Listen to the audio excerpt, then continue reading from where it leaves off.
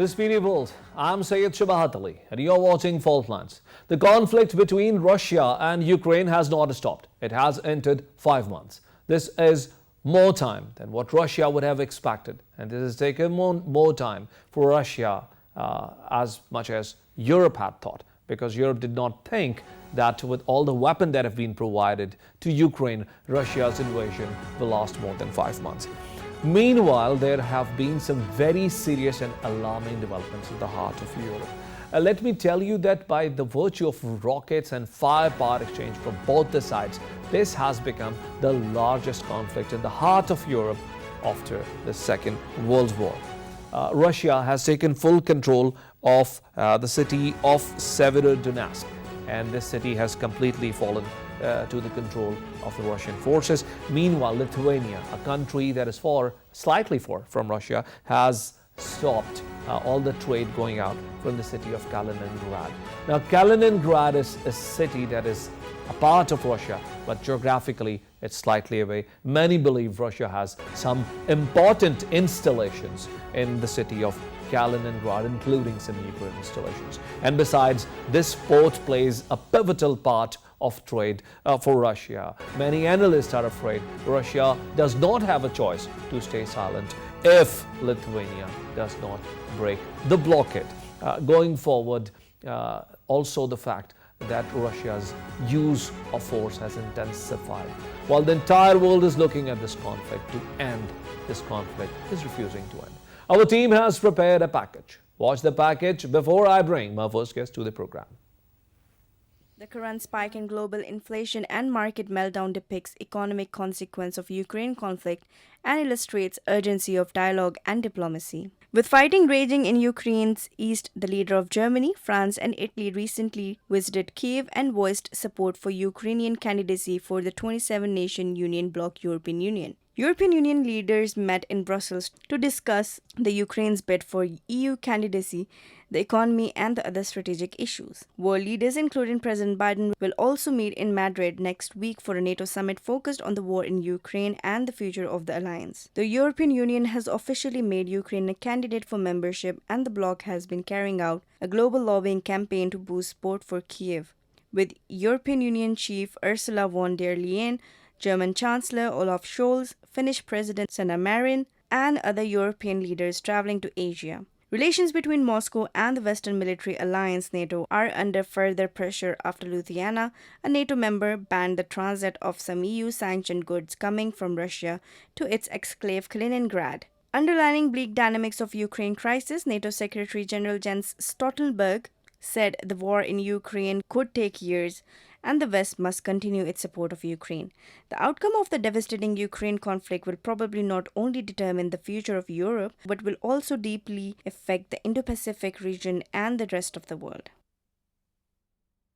To join me in the first part of my program, my guest is Dr. Carlton Teller. He's joining me from University of Akron. Dr. Carl, I welcome you to my program. Dr. Call, as you might have seen in our package, United States was of the view that Russia might not be able to take on the resistance. United States and allies were providing weapon and support to Ukraine. But the fact of the matter is that Russia not only has sustained 5 months of intense fighting, but rather is taking and gaining more grounds in the heart of Ukraine. What are your comments on it? I think I look at it a little bit differently. I think there were some expectations at the beginning of the Russian invasion of Ukraine that the Ukrainians would have a very hard time resisting a much larger Russian invasion force with a huge amount of weaponry behind it. And instead, what we've seen is the Ukrainians have been able to hold off the Russians, but not just hold off the Russians to a great extent, but also cause them significant casualties and loss of material. So what we're seeing is a Russian invasion force that has been worn down significantly since the invasion. It has made gains in the east. We expected that, given it's much easier to resupply the Russians from the east. And there's some geographic characteristics of the east that make it easier for the Russians But I think no one really expected the Ukrainians to do as well as they did, including the Russians. The Russians thought this would be a very short war, and what they've seen is that they're in this for the long run. That this will be a very long, costly campaign for them. Dr. Gal, I shared a news item that was published in Washington Post, and it says United States expects Russian military to lose its momentum during the advance. How far do you agree with the statement? I think that's the general consensus among the intelligence services of the Western countries. They've made this known that the Russians, and this is also known among those of us who look at this on the outside, not within the intelligence communities, that the Russians have really depleted a huge number of their armored forces. They've also gone through a huge amount of their manpower. And so Russia faces some very difficult choices in the coming weeks, if not coming months. They can go to general conscription to try to get more bodies onto the ground in Ukraine to fight the war. But that's a very problematic way to go. One, politically, that would be very, very unpopular for Putin to go to general conscription. Already there's kind of a secret conscription where they're using conscripted forces, which they say they're not, but they actually are using conscripts. Those conscripts are very poorly trained, thrown into combat, and for a great deal of them, they end up being killed or wounded.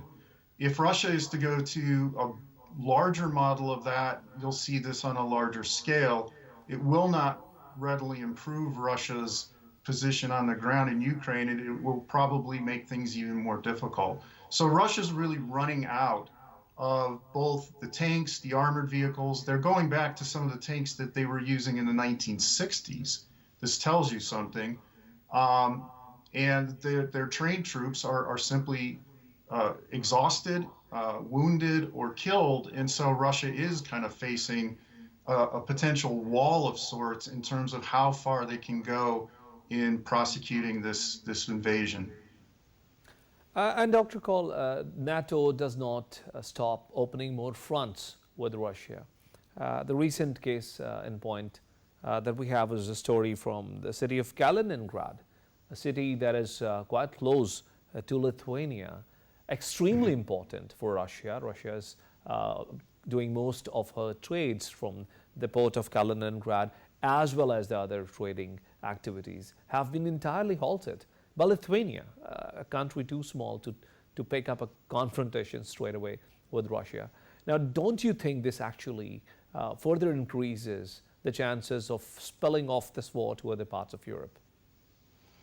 So you made a point within your point. Russia can continue to resupply Kaliningrad from the sea. There is no sea blockade. They have free access to Kaliningrad with their navy, with their merchant marine, that kind of thing. The blockade, if you want to call it that, is over land through Lithuania. Lithuania is exercising, I shouldn't say, it's following its obligations for the sanctions to not allow Russian goods through its territory. So Lithuania could make a unitary decision to allow Russian goods to come through Lithuania, but that would be breaking the sanctions that Lithuania has signed up for. So this isn't really a unilateral decision by Lithuania to raise the stakes or to be aggressive. This is Lithuania calling, basically heeding the call to abide by the sanctions against Russia. Is it a problem for Russian forces in Kaliningrad? Yes, it is. But to be honest, Russia put itself in this position by invading Ukraine. And Dr. Kaul, when you talk about sanctions, there are already a number of sanctions that are in place against Russia. Some of these sanctions were unthought of, like taking Russia off from the international banking system, putting sanctions on the export of Russian oil, and also the fact that $650 billion of Russian money that was in the foreign reserves in different countries, including the United States, have been blocked. But this week, again, another sanction has been introduced, and that is sanction on export of gold from Russia. United States and allies have completely supported it. So does it mean that the sanctions that are currently in place against Russia are not yielding the results that were required? Well, the way to look at this is that Russia has ways of still getting income despite the sanctions. And the countries in the West would like as much as possible to limit Russia's ability to bring in income simply for the purpose of getting Russia to withdraw from Ukraine. Ukrainian sovereignty is viewed as extremely important to the West, as it should be to the world. This was a completely unjustified invasion. The sanctions will be increased over time as the West develops new ways of trying to convince the Russians to end the invasion and to return to their own country. So I don't think this is something that is necessarily to be viewed as the sanctions not working, although there are countries that have helped Russia during this conflict by buying their oil or giving them political backing, that kind of thing.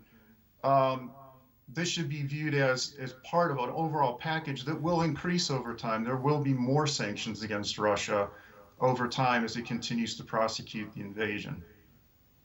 As you said, some countries are helping Russia. That reminds me that one of the important strategic partners of United States in this region, India, is buying Russian oil in huge quantities. I'm sure Yes. it's not going unnoticed, but United States still has not taken any concrete step to stop this trade. So don't you think there are dual standards when dealing with the trade partners of Russia? So I completely see your point. It has been raised with the Indian government. The United States has tried to convince the Indian government not to buy the Russian oil. I can tell you that there's a large amount of disappointment, if not outright anger, in the United States, in the general populace towards India for buying Russian oil and actually helping Russia to survive these sanctions. So this has not gone unnoticed in the United States. This has not helped the relationship between the United States and India.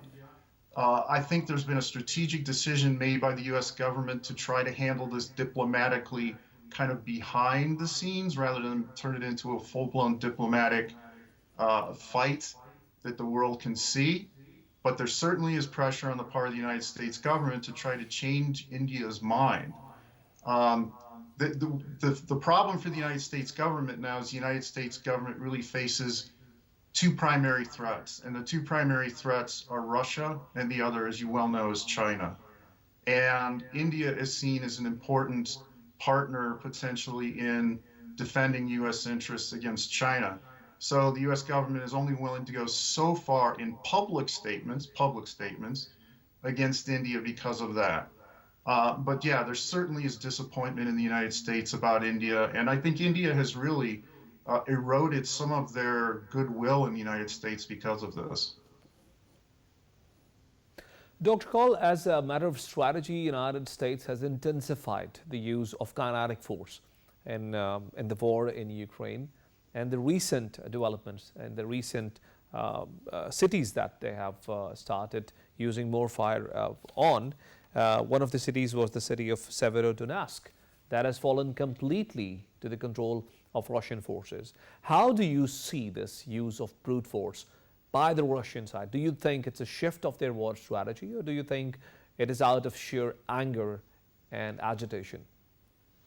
No, it's actually to be expected. I mean, those of us who have followed Russian strategy and tactics in other conflicts fully expect this. The Russians make little distinction between combatants and non-combatants in warfare. One of their principal strategies is to use massed artillery, massed rocket attacks on population centers to get those population centers to basically fold, to give up, to lose their will to fight. If you look at, for example, Russian tactics and strategy in Chechnya during the two conflicts in Chechnya, but more recently in Syria, this is exactly following the Russian playbook. where the idea was to basically get civilian population centers to lose their will to fight through this extremely concentrated use of force. So this is not surprising. This is not a change of Russian tactics. This is completely in line with what one would expect. And lastly, Dr. Kaul, do you see this conflict to keep going on the way it is going on? Do you see any reason that it will stop in the near future? Unfortunately, I think this conflict will last for some time. I think that it will be very difficult for the Russians to outright erase Ukraine as a country, which seems to have been the initial goal. If you listen to what Russian propaganda was saying before the conflict, Ukraine was not recognized as a country that had the right to sovereignty. Having said that, I think the Russians are not in a position and will not be in a position in the future to completely conquer the rest of Ukraine. So what we're likely to see is some kind of a stalemated conflict where you'll have a lot of fighting continue in the Donbass. You'll have an insurgency, which we're already seeing the start of in the south and east of the country against Russian occupation. And then hopefully diplomacy will kick in and you'll have some kind of diplomatic solution. But there is not a lot of, I think at this point, willingness on the Russian side or the Ukrainian side to give. And that means that this conflict will probably last for a long time. And unfortunately, many more people will get killed. This is a completely unnecessary conflict. And it's really a tragedy for the whole world because as this conflict wears on, it will add to economic problems, even problems of potential starvation in parts of the world, because Ukraine is so important economically and particularly in terms of wheat and things like that that the world needs. Thank you very much, Dr. Kaul Kaltzenteller, for being guest in my program. My pleasure. Ladies and gentlemen, from University of Akron, this was Dr. Kaul Kaltzenteller. And while talking about the fight or the war between Russia and Ukraine, he has listed out some very important points that I would want to recap before I bring my next guest to the program. First thing he said, very important, is that with the use of brute force, with the use of more kinetic force, what Russia is doing just comes right out of the Russian playbook that it has exercised in different theaters of war, including the war in Chechnya, including the war in Syria.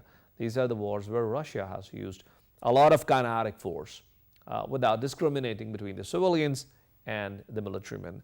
Another important thing is that with regards to the city of Kaliningrad, he believes that it is the very right of the neighboring country of Lithuania to allow a ground access to Russia or not, because Lithuania has recently signed the sanctions deal extended by the other members of European Union, and therefore Russia cannot militarily force Lithuania not to exercise what the entire Europe is doing collectively.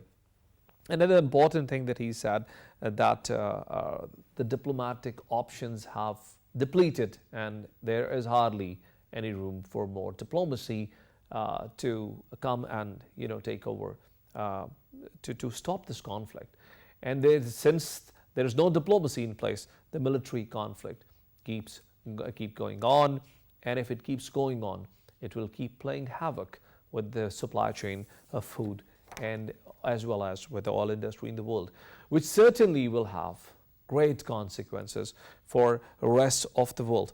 Now, when we talk about the issue of food chain, as long as Ukraine and Russia are in war, as long as Russia is under sanctions, it is very improbable for the rest of the world to come out of the crisis.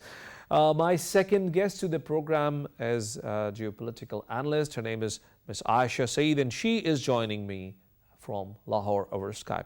Ms. Aisha, I welcome you to the program. Thank you. So we are talking about this escalation between the problems that are there between Russia and Ukraine. And with the first guest of my program, we spoke about the war side. Now let's talk about diplomacy. So European Union have decided to give membership to Ukraine. How necessary is this stunt at this very pertinent moment when both the countries are fighting with each other, with the membership of NATO being the bone of contention? Well, I think NATO has seen the political outcome of the conflict in case of war. And now they're exercising their right to diplomacy. So they're engaging multiple organizations, multiple states, just to ensure that there is a diplomatic solution to the crisis. But I don't think it's possible given the state. I think NATO has been calling a bluff. I would say in terms of offering other countries membership and making them members and all of that. But the ground reality is that none of these diplomacy would actually work unless you work on the main issue, which is the conflict between Russia and Ukraine. Because unless until it is stopped or both sides are brought to negotiations, there's no NATO doesn't have a lot of room to diplomatically maneuver with other countries, because the fallout at this point would just enhance the Ukrainian-Russian crisis. Ms. Aisha, in my previous program, you spoke about, when we last time spoke about the issue of Russia and Ukraine, you spoke about the issue of inclusion of Finland and Sweden in NATO. But again, in the heart of Europe, another war front has been opened. I mean, potential front of war, and that is the city of Kaliningrad, that has, Russia's access to the city has been blocked by the neighboring country. Don't you believe this is a very serious escalation? Because for Russian military, there is hardly a way out to rescue their own people within the city, except for doing, God forbid, an all-out invasion on the neighboring Lithuania. Well, I wouldn't call it an escalation. It's definitely a tactical move and a strategic move against Russia, but I don't think it's an escalation.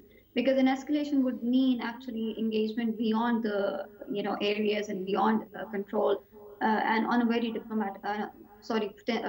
on a very political level. So escalation would actually mean that both sides would actually escalate the war itself. So all these tactics that either side does is to actually keep one engaged in a strategic and a tactical move. So you're creating confusion, you're creating blocks to actually deceive the enemy. But I think that's limited to this. The escalation would actually mean that the war actually expands politically and geographically. So I think we need to understand that diplomacy at this point and such moves at this point, basically, what they do is they create confusion and bluff. I fail to comprehend your point. So let me rephrase it. So if United States is restricted in access to, or is not given an access to Alaska, that is geographically more close to Canada, how would the United States respond to such an escalation? Would just United States forget about this entire state that's a part of its country? Because Russia is a part, this city of Kaliningrad is a part of Russia, and at this very particular moment, there are serious concerns within, there are some statements also coming out from Kremlin showing extreme concern of Russian military. Well, like I said, you have to understand that such moves actually are there to create confusion. So if, for example, Russia does actually know that they're invading or they're actually compromising their sovereignty, obviously the Russians would engage in a similar way.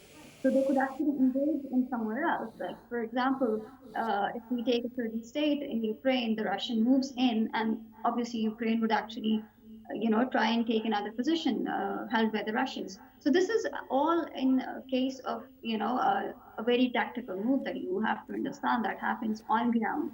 And more so less, I would say it has more complications on ground than it does have on, geopolitical matters or political matters for that matter. So I hope that, convenes my point. Aisha, my last question in this segment of program, what is the best case scenario of NATO? What NATO exactly expects to accomplish from what it's trying to do against Russia? Well, I think NATO has been calling the bluff from the very beginning. I will say this, and I think Russia right now understands that NATO is calling a bluff because, and also at the same time understands that there's no point in having a NATO bloc within the region, especially close to Russia. So I think both sides understand that there is bluff, and like I said previously, that there are tactical moves to confuse the enemy. So this is all happening between NATO, between Russia, between Ukraine. What you see is now that you have to understand also that NATO has been an ally to the United States from the very beginning. So I think the U.S. interest is to keep Russia engaged in Ukraine for as long as possible, extending the conflict and keeping Russia engaged because it obviously drains out the Russian, not only their military, but also their other resources. So for now, both sides understand that each other has been making bluff also. So this is what NATO has been doing so far. Thank you. And Thank I you think very much, Ms. Aisha Saeed, for being guest on our program. Ladies and gentlemen, we'll take a break here and we'll join you back with the second segment of the program. Stay with us.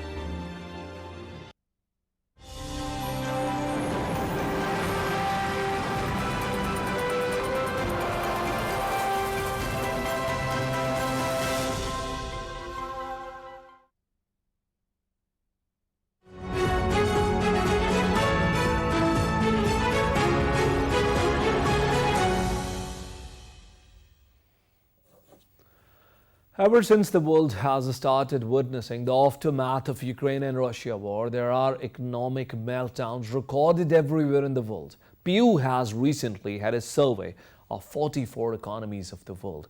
All of these economies were under crisis, but the country that tops the bar chart with regards to inflation was Turkey. According to Pew, the recorded inflation rate of Turkey is more than 50%. But digging it down, the results are even more horrifying. The food prices have sharply risen to 91.6% in a year. The transportation cost has risen to 107%. Turkey has remained in heart of economic crisis, and with recently falling in real estate, its economic miseries have actually aggravated. Our team has prepared a package. Watch the package before I bring my guest to this part of my program. Turkey is weathering an unprecedented financial crisis as the country is now struggling with rocketing inflation, which officially stands at 23-year high.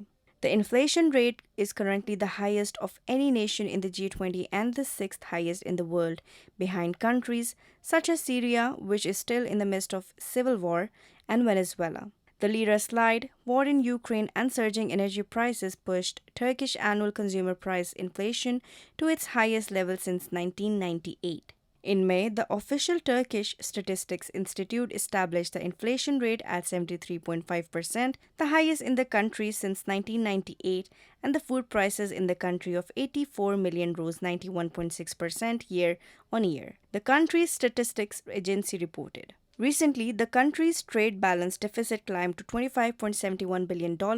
At the same time, its currency has continued to plummet in value. This year alone, it has dropped 23% against the dollar in fewer than 6 months.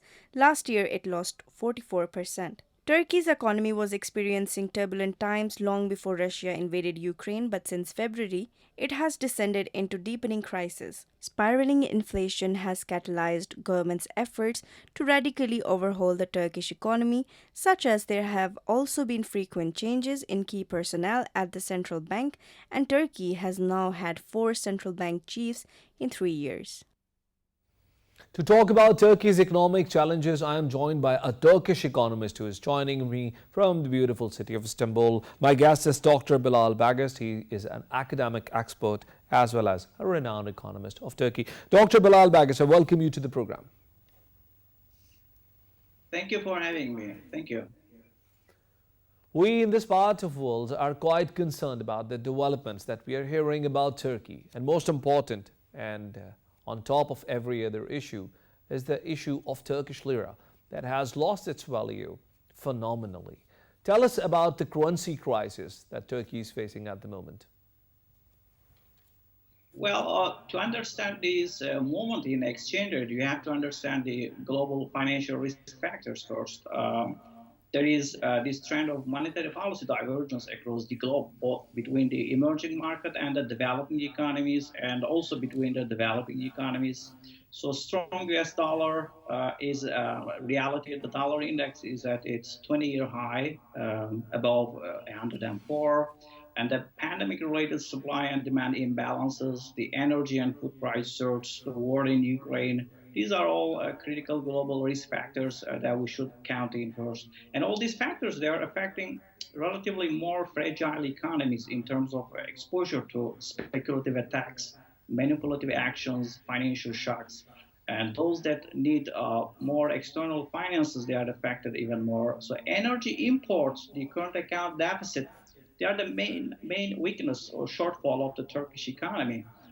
Current account deficit, I would say, is the mother of all evil for the Turkish economy, Turkish financial system. Current account deficit, it was down by 58% in 2021, down from 36 billion in 2020 to about 15 billion US dollar in 2021. And current account deficit, excluding gold and energy imports, it's still in good shape actually in Turkey. It's in positive figures.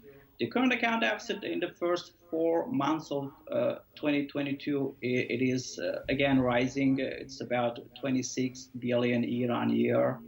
And energy imports, they are critical in current account deficits. And empirical academic literature shows that for example, at 10% and $10 rise in crude oil prices, it increases current account deficit by 4 to 5 billion US dollar in Turkey. So this is what we're facing in Turkey nowadays. And current account deficit, external finance needs, they remain a huge issue to be resolved for the Turkish financial system. That, in particular, the dollar-denominated external private sector debt, it's an issue. But Turkey is a market economy, and except a few macro financial regulations, there are no bans on dollar-denominated borrowing.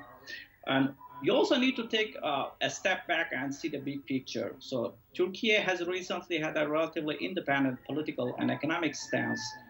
In terms of the financial woes, I would say the huge amount of portfolio investments, they cause huge financial instabilities for countries like Turkey. And Turkey is, in the meantime, aiming to resolve its long-term financial fragility, vulnerability issues in a relatively shorter time period. It is aiming to achieve rather longer-term goals in a relatively shorter time period, just as in the current account deficit case. And this, of course, it is becoming costly. So it's much more costly.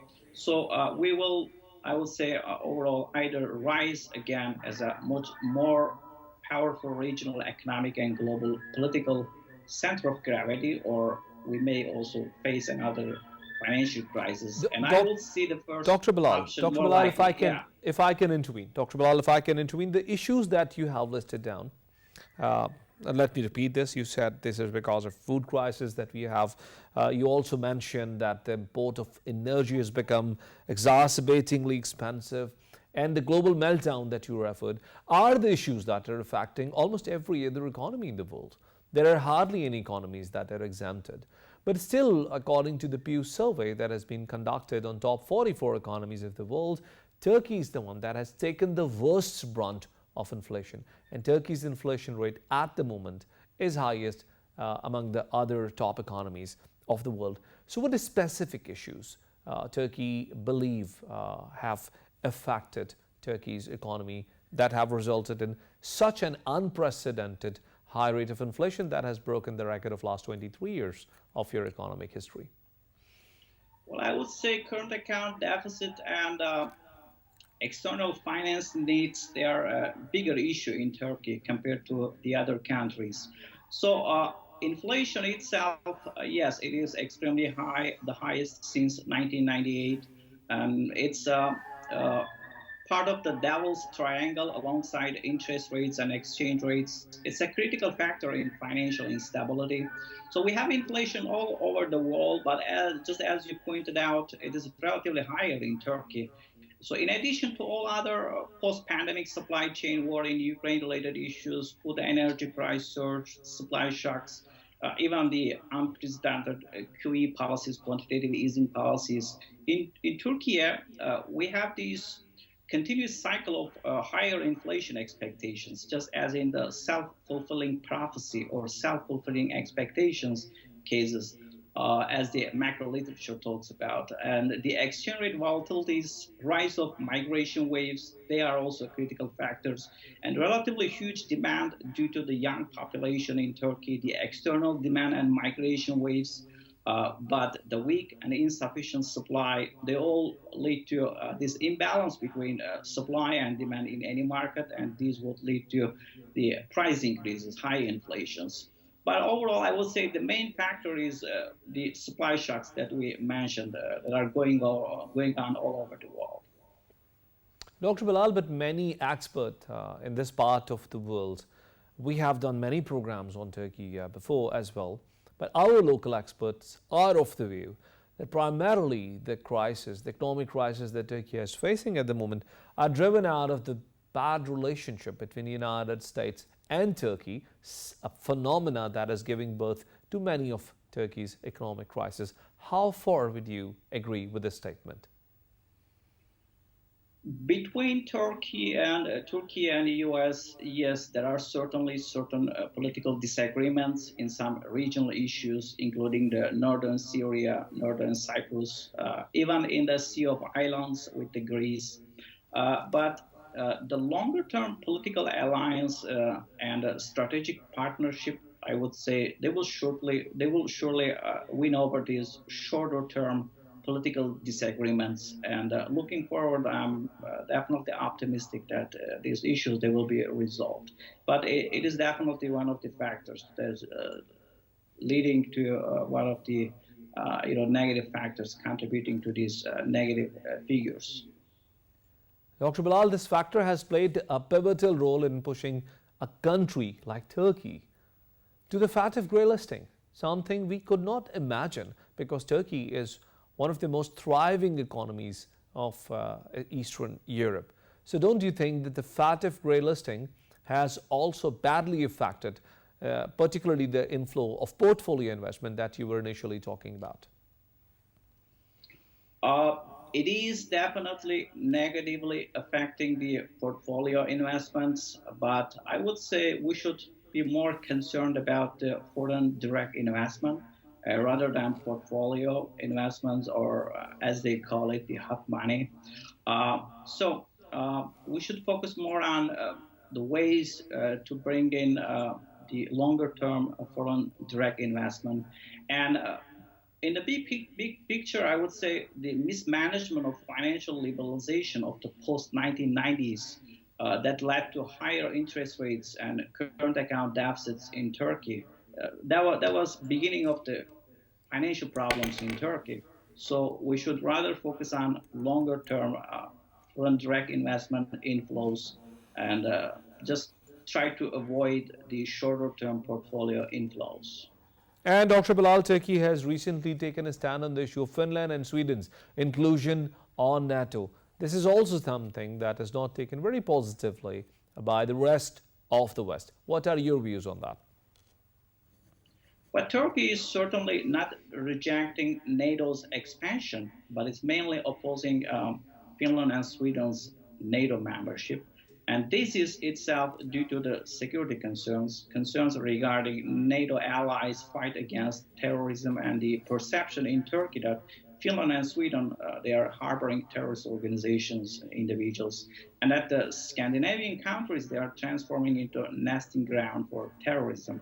So Ankara's geopolitical value and increasing importance of NATO, I would say it will force both sides to find a rightful solution, and it should not be expected to take much long. Thank you very much, Dr. Bilal Wagis, for being guest in our program. Thank you. Thanks for the invite. Ladies and gentlemen, from Istanbul, Turkey, or Turkey, this was Dr. Bilal Wagis, and he made some very pertinent points. One of his important points is that despite the fact that every country is struggling with the current economic meltdown that is affecting all other economies in the world, the crisis for Turkey are particularly exacerbating given its current economic model and given its current economic situation. Also the fact that he is concerned, like many other economists, about the inflow of foreign direct investment to his country, which will be haunted by the grey listing of Turkey in the FATF. And devaluation, that is one of the major issues Turkey is facing at the moment, is one of the primary factors that stop foreign direct investment to come in any country. So for all the economies that are particularly concerned with devaluation, it is very important to overcome this challenge and to welcome foreign direct investment to their countries. We'll join you next week with another program. And until then, Allah Hafiz.